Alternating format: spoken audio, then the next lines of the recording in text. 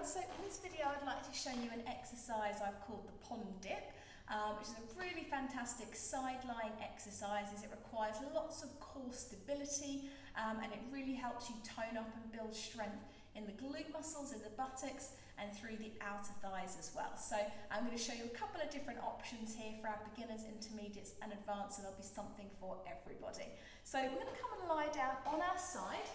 First thing to make sure is that you really lengthen your legs and make sure your ankles, your knees and hips are really well aligned, and then lengthen away that bottom arm so that you're really lengthening your fingertips and toes as far away from each other as you can.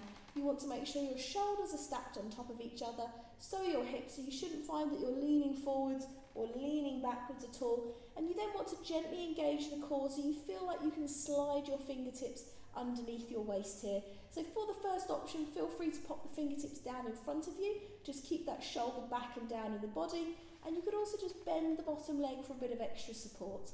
We start with the toes in line with the hip, and from here,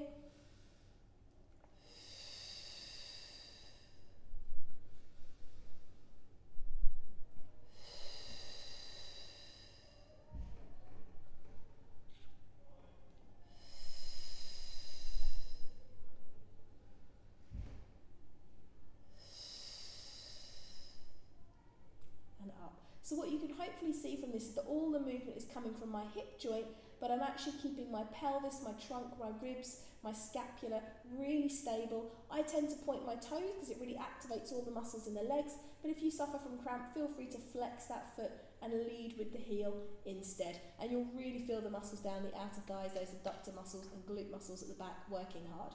Now if you feel like you can do a little bit more, why not straighten away that bottom leg and then do the same thing again.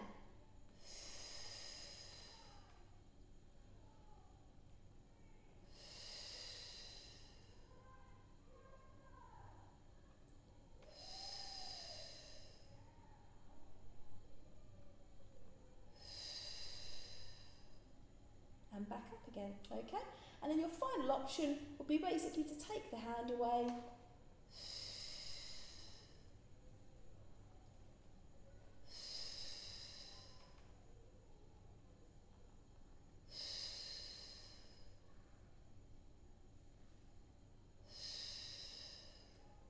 and back up again, okay?